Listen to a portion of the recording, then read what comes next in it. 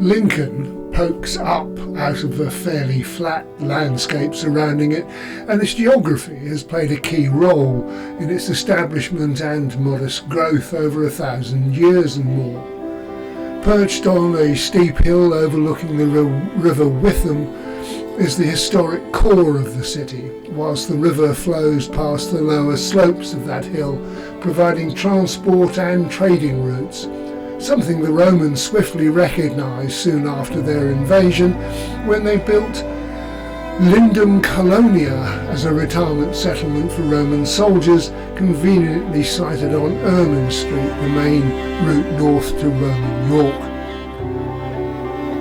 500 years later it had largely faded away, but the conquering Normans, William the Conqueror himself in fact, ordered the construction of Lincoln Castle on that same strategic hill to secure control over the region and serve as a symbol of Norman authority. The Normans also rebuilt Lincoln's existing cathedral, expanding it into one of the most impressive in England. By the 13th century, Lincoln Cathedral was the tallest building in the world, and it remained that way for several centuries. Today, Lincoln retains its historic core, with the cathedral and castle sheltering the old marketplace, attracting tourists and students with its rich heritage and thriving university. In fact, it was graduation day when we visited, with students and masters processing from cathedral to castle through the marketplace. Outside the classic universities, this has to be one of the most impressive sights for such a ceremony. All a very long way from the time nearly 1,000 years ago when, less than a century after the invasion, the Norman royalty had descended into civil war, and during a period known as the Anarchy, the Battle of Lincoln took place.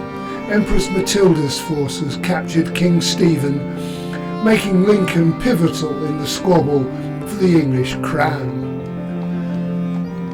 Lincoln Cathedral is known for its stunning Gothic architecture, but it was as much a political powerhouse as a place of faith, as most cathedrals were during the medieval period, and even later, of course. In medieval times, religion and politics were inseparable. The cathedral became a tool for manipulation and control by the clergy. The uneducated populace was an easy target for exploitation, and the cathedral served as a symbol of power and wealth. Those intricate stone carvings telling biblical tales and legends were not just for the sake of art, they were a means to an end. The elaborate sculptures were designed to impress, to control the narrative, and to keep the masses generally in line. Powerful bishops and clerics, like their aristocratic counterparts, enjoyed opulent lifestyles, whilst the majority of the population struggled in squalor.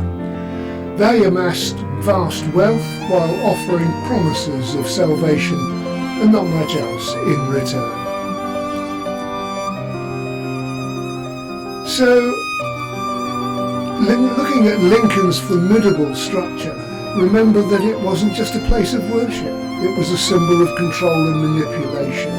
Its towering spires and grandeur were intended to overshadow all else. So while Lincoln Cathedral may be a breathtaking architectural marvel, it's essential to remember that history is often more complex than it seems. It wasn't just a sanctuary for the faithful, it was a tool in the hands of the powerful, exploiting the religious and uneducated populace for their own gain. Lincoln Cathedral was built by a succession of bishops, architects and craftsmen over several centuries.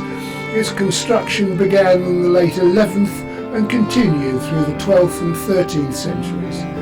And they utilised Gothic architectural style, characterised by these pointed arches, ribbed vaults and flying buttresses. Grand cathedrals like Lincoln's were seen as symbols of authority of the church and its close relationship with the monarchy. It was a symbol of Norman power and piety. The open space known as Castle Square serves as a tangible link between two of Lincoln's most iconic landmarks, the cathedral and Lincoln Castle. It was not merely a matter of convenience, but a strategic choice with profound historical implications. The towering presence of Lincoln Cathedral, with its Gothic spires reaching towards the heavens, served as a symbol of religious and spiritual authority. At the other end of Castle Square, William the Conqueror's Lincoln Castle was a symbol of Norman dominance over the region and served as a strategic stronghold. Castle Square was often the stage where kings and nobles sought divine favour. It was a meeting point of power, both spiritual and secular. And this square remains a testament to the enduring legacy of Lincoln and its central role in the narrative of England's past. In fact, Lincoln Castle even has its own claim on British constitutional history. After King John and the barons met at Runnymede in 1215 and agreed Magna Carta, which enshrined the principle the king had to act within the rule of law, there was a bit of a rewrite. And 2 years later, Magna Carta was reissued with some of the original clauses incorporated into a second charter, the Charter of the Forest.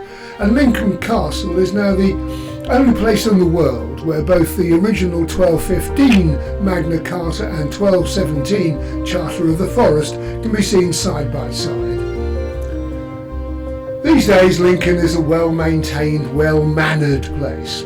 Once a key participant in our history, now happy to remain on the sidelines, prosperous, part of the tourism circuit, and still the capital of its agricultural corner of England. But for many centuries, not a lot else.